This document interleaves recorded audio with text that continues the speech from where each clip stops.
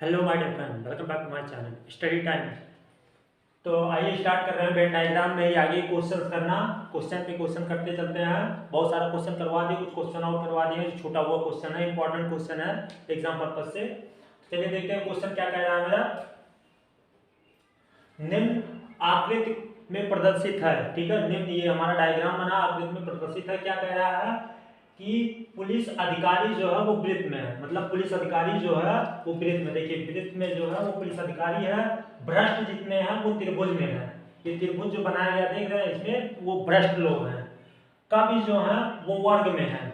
वर्ग मतलब जिसकी सारी भुजाएं बराबर हो, वो कवि में वर्ग में है। उसके बाद विवाहित आयत में है। जो विवाहित है, ये आयत बना हुआ है, वो विवाहित लोग हैं। तो क्वेश्चन क्या पुटअप किया है, ऐसे अविवाहित पुलिस अधिकारी का क्षेत्र बताइए। ऐसे अविवाहित, अब यहाँ यही चीज ध्यान रखना है कि यहाँ पे विवाहित का क्षेत्र बताया था और यहाँ पे अविवाहित बताया। ये चीज ध्यान रखिएगा कि क्वेश्चन में कभी कभी ये चीज पूछ लिया जाता है ऐसे घुमा के, और आप कंफ्यूज हो जाएंगे कि क्वेश्चन क्या कह रहा है। तो ऐसे अविवाहित पुलिस अधिकारी का क्षेत्र बताइए जो भ्रष्ट नहीं है, जो भ्रष्ट नहीं है किंतु कभी हैं, मतलब भ्रष्ट नहीं है लेकिन कभी हैं। तो चलिए देख लेते हैं क्या कह रहा है। ऐसे अविवाहित मतलब जो ये इसमें हमारा जो आयत में है वो सब विवाहित लोग हैं। ये जितने भी लोग हैं इसमें, 1 हो गया, 10 हो गया, 2 3 4 5 ये हो गया, ये लोग विवाहित लोग हैं। और जितने त्रिभुज में लोग हैं ये हमारे भ्रष्ट लोग हैं। ये जितने हैं सब ये भ्रष्ट लोग हैं। पुलिस अधिकारी चाहे हो गए, चाहे कवि हो गए, चाहे विवाहित हो गए, चाहे जो हो गए, वो सब भ्रष्ट हैं। सर्किल वाला हमारा पुलिस अधिकारी हो गए, जितने लोग पुलिस अधिकारी हैं, अब उसमें से कुछ भ्रष्ट भी हैं, ठीक है। ज्यादातर भ्रष्ट ही होते हैं, बहुत रेयर केसेस में होता है पुलिस अधिकारी बहुत ही अच्छे होते हैं। तो और देख लीजिए इतने कवि हैं, जो हमारा वर्ग वाला है ये कवि हैं। तो इसमें हमको निकालना क्या है, ऐसे अविवाहित पुलिस अधिकारी, मतलब ऐसे अविवाहित पुलिस अधिकारी का क्षेत्र बताना है। अब हमको बात किस में करना है, केवल इसी सर्किल में। इसी सर्किल में देखते हैं कि कितने लोग हैं और उसी के बारे में पूछा गया है। क्षेत्र बताइए जो भ्रष्ट नहीं है। अब देखा जाएगा तो ये त्रिभुज में जितने लोग हैं सब भ्रष्ट हैं। ये कहा गया है कि इसमें भ्रष्ट नहीं है। तो हमको ये देख लेना कि जितने लोग भ्रष्ट हैं उनको निकाल देना है। तो यहां से लेके जितने लोग इसमें हैं इनको हमको इधर निकाल देना है। अब बच का आया है किंतु कवि हैं। तो कवि हैं तो इसका मतलब हमको कहां से लेना पड़ेगा, और वो भी क्या कहा है, अविवाहित। और इसमें इतने लोग जो हैं ये विवाहित हैं, तो इसका मतलब यहां से ये लोग भी गायब हो गए। जितने इधर थे वो विवाहित वाले भी गायब हो गए, क्योंकि हमको अविवाहित चाहिए। तो इसका मतलब यहाँ कंफर्म नहीं है कि ये लोग विवाहित है या नहीं विवाहित है। विवाहित जितने थे उनका ये शो कर दिया गया, ठीक है। तो उसको भी हमको निकाल देना है। फिर हमारा जो कहा गया कि भ्रष्ट हैं, तो भ्रष्ट नहीं है लेकिन इतने लोग भ्रष्ट हैं, तो इसको भी हम निकाल देते हैं। तो ये सर्किल जो हमारा त्रिभुज वाला है इसको भी निकाल देते हैं, जो हमारा आयत वाला है इसको भी निकाल देते हैं। अब बचता कितना है ये देख लीजिए, ये यहां से यहां इतना बचा, ठीक है। और उसके बाद ये भी भ्रष्ट में आता है तो ये भी निकल गया। बचा केवल कितना, 9 8 और 7, ठीक है। इतने लोग हैं। और क्या था, किंतु कवि हैं, किंतु कवि हैं। तो अब इसमें देख लीजिए कवि में कौन आता है, कवि में इतने हमको लेना था। तो ये देखिए ये केवल देखा जाएगा तो ये एक अकेला केवल पुलिस अधिकारी है, ठीक है, और कुछ नहीं है। फिर चलते हैं 8 बचता और 7 बचता है। 8 और 7 देखा जाएगा तो ये देखिए 7 केवल कवि है, पुलिस अधिकारी नहीं है, केवल वो कवि है। तो इसका मतलब ये भी नहीं होगा। बचा क्या, केवल 8 बच रहा है।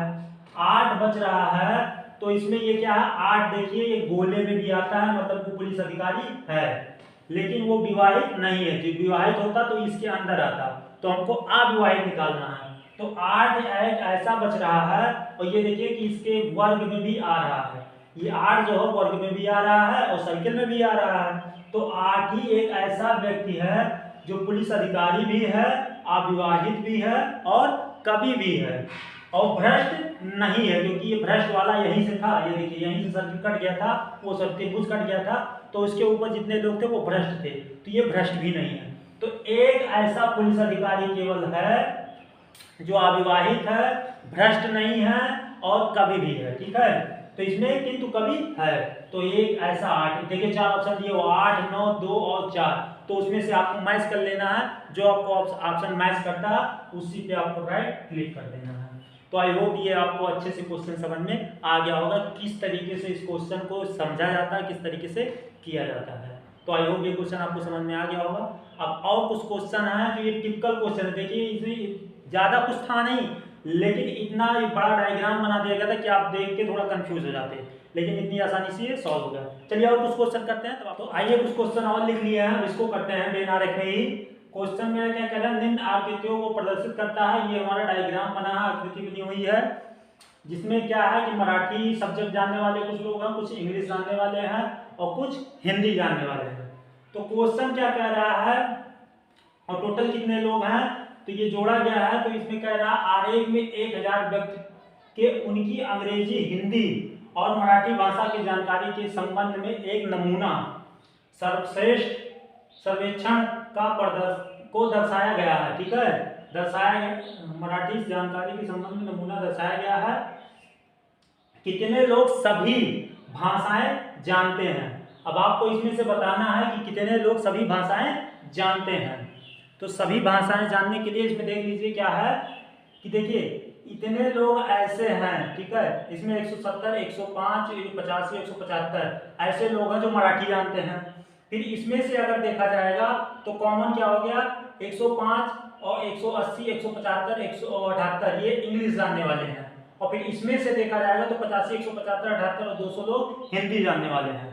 तो आपको इसमें से देख रहा होगा कि कॉमन कौन सा मिल रहा है जो सभी भाषाएं जानते हो, वही चीज यहाँ से पूछा हुआ है। ये यहाँ से क्वेश्चन यहाँ से पूछा गया है, कितने लोग सभी भाषाएं जानते हैं। ऑप्शन दिया हुआ 78, 175, 105, 85। तो 78 ये है, 85 ये है। तो आप इसमें से बता सकते हैं कि कौन सा ऑप्शन ऐसा है जो सभी भाषाएं का ज्ञान है, सभी भाषाओं का ज्ञान है। कौन सा ऐसा व्यक्ति है जो सभी भाषाएं जानते हैं, कितने लोग ऐसे हैं जो सभी भाषाएं जानते हैं। तो ये तो हो गया हमारा मराठी जानने वाले, ये हो गया इंग्लिश जानने वाले, ये हो गया हिंदी। तो इसमें से कॉमन देखा जाएगा तो सबसे कॉमन कौन सा मिल रहा है, यही वाला कॉमन मिल रहा है। और ये 105 अगर देखा जाता है इसके हिसाब से 105, तो 105 क्या है, केवल मराठी जानता है और इंग्लिश जानता है, लेकिन हिंदी नहीं जानता, क्योंकि यहाँ से गोला देखिए खत्म हो गया है, इस वजह से 105 नहीं है। फिर देख लेते हैं अगर 78 पे हम चलते हैं, क्योंकि 78 ऑप्शन में दिया हुआ है, तो 78 देख रहे हैं तो ये हिंदी की जानकारी है। इसको 78 वो हिंदी वाले गोले में आ रहा है, गोले के अंदर आ रहा है, और अंग्रेजी वाले के अंदर भी आ रहा है, लेकिन मराठी के अंदर नहीं आ रहा है। फिर उसके बाद हम 85 देख लेते हैं, तो 85 हिंदी की जानकारी है और मराठी की जानकारी है, लेकिन इंग्लिश की जानकारी नहीं है। फिर देख लेते हैं 105, 105 ऐसा है जो इंग्लिश जानकारी है, मराठी जानकारी है, लेकिन हिंदी जानकारी नहीं, क्योंकि यहाँ गोला खत्म हो गया है। लेकिन अगर 175 को देखा जा रहा है, तो 175 देखिए इसके गोले के अंदर भी आ रहा है, मतलब मराठी भी जानता है, और उसके बाद इंग्लिश वाले के भी अंदर आ रहा है, क्योंकि वो इंग्लिश भी जानता है और हिंदी भी जानता है, हिंदी के अंदर भी आ रहा है। तो इसका मतलब यही एक ऐसा कॉमन है जो सारी भाषाओं का ज्ञान है, सारी भाषाएं जानता है, कि इतने लोग ऐसे व्यक्ति हैं जो सभी भाषाओं का ज्ञान है। तो ऑप्शन कौन सा हो जाएगा, बी ऑप्शन मेरा सही हो जाएगा। 175 लोग ऐसे हैं जो सारी भाषाओं का ज्ञान है। फिर चलते हैं दूसरा क्वेश्चन क्या कह रहा है, एक नमूना सर्वेक्षण को दर्शाया गया है 105 व्यक्ति, जो 105 इसमें दिया गया है, 105 व्यक्ति कितनी भाषाएं जानते हैं। Option A B C D, 4 option दिया हुआ है, मराठी हिंदी, मराठी अंग्रेजी, अंग्रेजी हिंदी, हिंदी मराठी, 4 ऑप्शन दिया। इसमें से वो पूछा है कि जो नमूना ये बनाया गया है, दर्शाया गया है, इसमें 105 व्यक्ति कितनी भाषाएं जानते हैं। तो इसमें देखा जाएगा 105 व्यक्ति है कहाँ, तो 105 व्यक्ति देखा जा रहा है, ये यहाँ पे है 105 वाला व्यक्ति, 105, क्योंकि 105 के बारे में वो डायरेक्ट यहाँ लिख दिया है, तो 105 देखा जा रहा है। तो कितनी भाषा जानता है, तो वो देखिए कितने कितने गोले के अंदर आ रहा है। तो मराठी का देख रहा है तो उसके गोले के अंदर 105 आ रहा है। फिर इंग्लिश का देखा जाएगा तो उसके अंदर आ रहा है, लेकिन हमारे हिंदी का देखा जा रहा है तो इस हिंदी के अंदर नहीं आ रहा, वो हिंदी से बाहर है। तो इसमें से ये है 105 कुछ तो मराठी जानता है, कुछ इंग्लिश जानता है, तो इसमें मतलब उसको 2 भाषाओं का ज्ञान है। और कौन कौन सी भाषा का ज्ञान है, मराठी और अंग्रेजी। तो पहला क्या है, मराठी और हिंदी, तो ये नहीं है। फिर दूसरा हमारा क्या है, अंग्रेजी और हिंदी, तो अंग्रेजी हिंदी इसका मतलब ये भी नहीं है। फिर तीसरा क्या है, मराठी और अंग्रेजी, मतलब यहाँ मराठी और अंग्रेजी यही वाला ऑप्शन हमको यहाँ दोनों भी, मतलब 105 जो है वो मराठी भी जानता है और अंग्रेजी भी जानता है, मतलब दो भाषाओं का उसको ज्ञान है। तो मतलब सी वाला ऑप्शन सही होगा, यहाँ पे सी वाला ऑप्शन जो है वही सही होगा। और तीसरा और चौथा ऑप्शन देख रहे हैं हिंदी और मराठी, हिंदी और मराठी, तो मतलब जहां भी इसमें हिंदी अगर लगा हुआ है तो वो चीज नहीं है, हिंदी वाला सब गलत है। मराठी और अंग्रेजी जो मतलब मराठी और अंग्रेजी दो ऐसे भाषाएं हैं जो 105 जानता है, मतलब 105 लोग जानते हैं दो भाषाओं का। तो आई होप ये चीजें, ये दोनों क्वेश्चन आपको अच्छे से समझ में आ गया होगा। अब चलते हैं अपने रुख करते हैं तीसरे क्वेश्चन की तरफ। क्वेश्चन नंबर तीसरा का डायग्राम हमारा ये है, यहाँ से देख लीजिए, ये क्वेश्चन यहाँ से है। क्वेश्चन नंबर तीसरा क्या कह रहा है कि कितने शिक्षित लोग नौकरी पेशा है। इसमें देख लीजिए ये चार ऑप्शन बनाया गया है, त्रिभुज जो बनाया गया है ये हमारा, ये शिक्षित लोग है, इसमें दर्शा दिया गया है। जो त्रिभुज वाला बना हुआ है वो शिक्षित लोग हैं, और इधर वाला जो हमारा सर्किल बना हुआ है वो नौकरी पेशा वाले हैं, और इधर वाला जो गोला है सर्किल बना हुआ है ये ग्रामीण है, मतलब ग्रामीण में गांव में रहने वाले लोग हैं, और ये इधर इतने वाले नौकरी पेशा करते हैं और इतने लोग शिक्षित हैं। तो शिक्षित को देखा जाए तो शिक्षित कितने लोग हैं, 16 यहाँ, 22 यहाँ, 6 यहाँ, 12 यहाँ पे। लेकिन अब नौकरी पेशा करने वाले, उस शिक्षित में से नौकरी पेशा करने वाले कितने लोग हैं, 6 इधर है, 12 इधर है, 10 और 14 इधर है। लेकिन ग्रामीण में देखा जाए तो 22, 6, 10 और 34 आता है। तो क्वेश्चन क्या पूछा गया, कितने शिक्षित। अब शिक्षित के बारे में बात किया जा रहा है तो इसका मतलब हमको देखना है त्रिभुज में, जो त्रिभुज हमारा ये बना हुआ है, ये हमारा ट्रायंगल जो बना हुआ है, इसी में हमको देखना है कि कितने शिक्षित लोग नौकरी पेशा है। तो इसमें देखा जाएगा तो ये हमारा हो गया त्रिभुज, और त्रिभुज में कितने लोग हैं, 16 है, 12 है, 6 है और 22 है।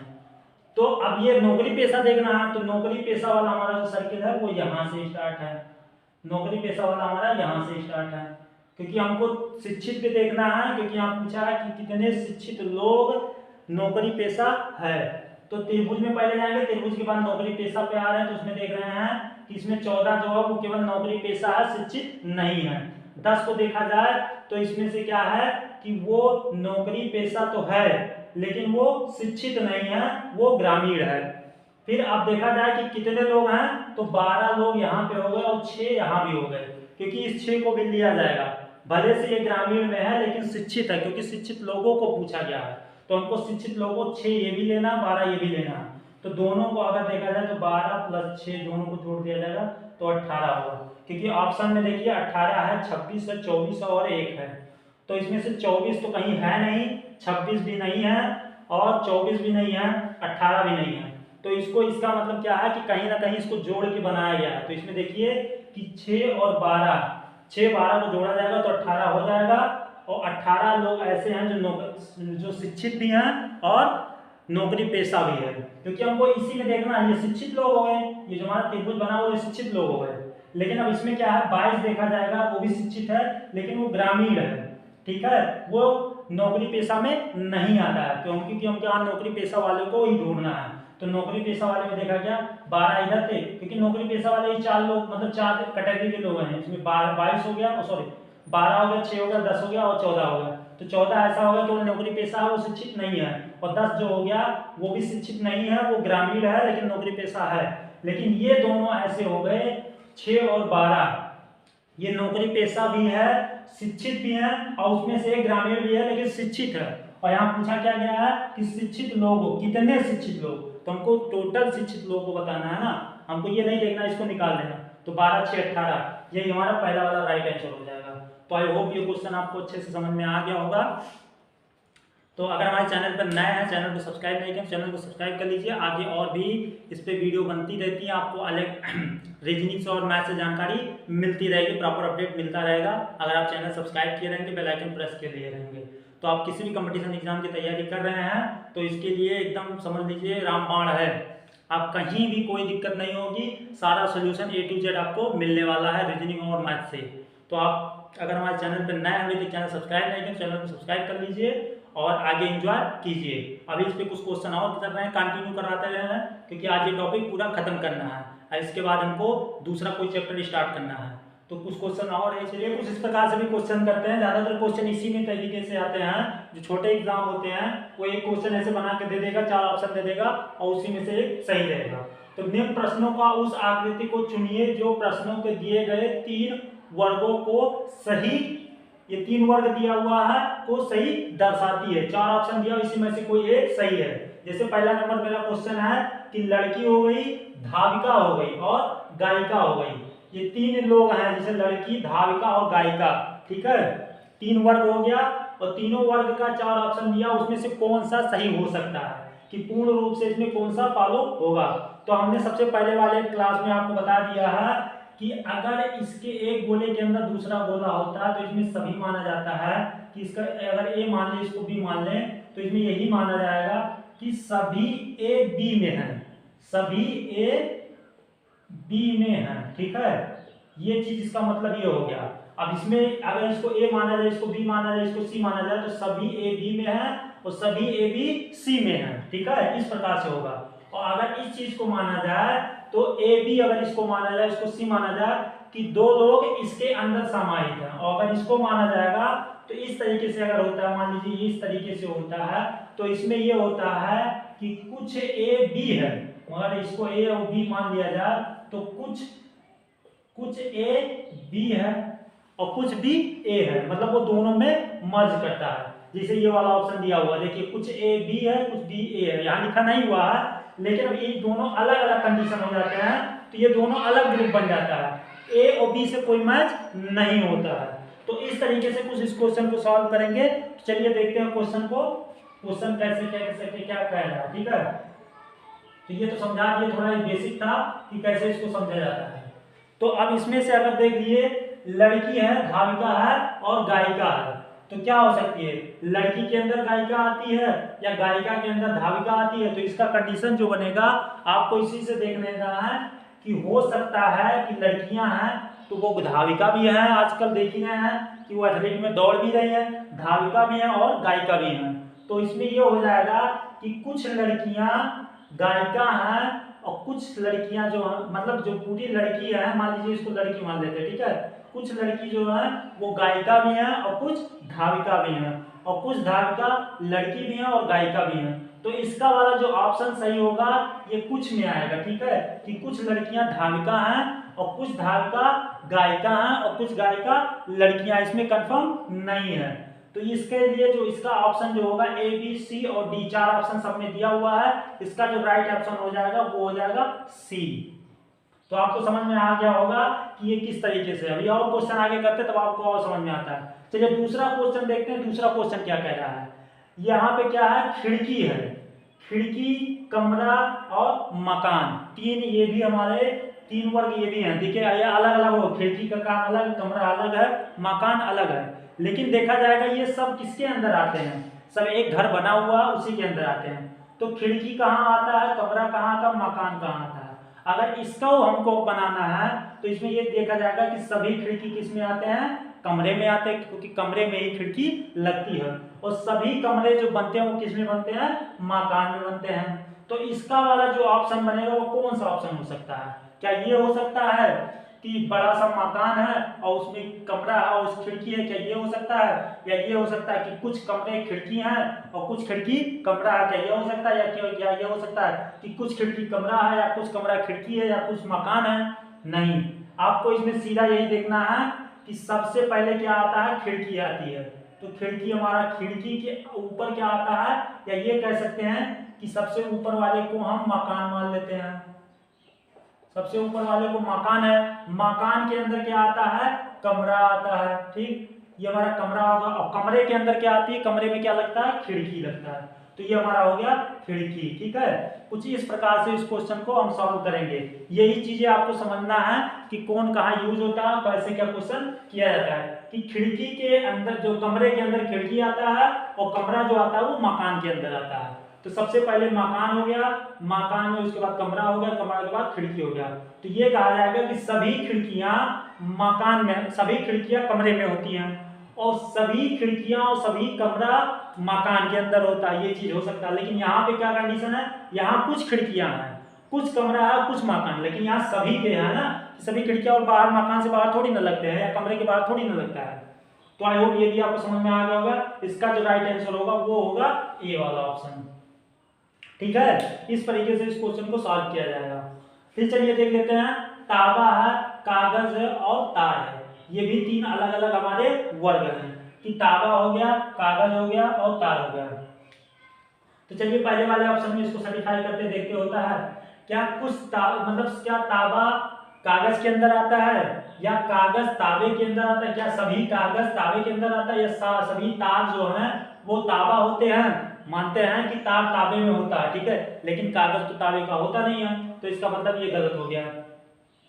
फिर यहाँ कर सकते हैं क्या सभी ये इसको एक मान लिया जाए कि कागज है, बड़े वाले को छोटे को तार और उसमें तांबा रख दिया जाए, क्या होता है, नहीं ये भी गलत है। क्या इसमें माना जाएगा कि यार तांबा कुछ तांबा तार हैं और क्या कुछ कागज तार हैं, नहीं ये भी गलत है। तो चलते हैं चौथे के ऑप्शन पे चलते हैं। अब इसमें क्या कह रहा है हमारा कि कागज अलग हो गया, कागज हमारा अलग हो गया,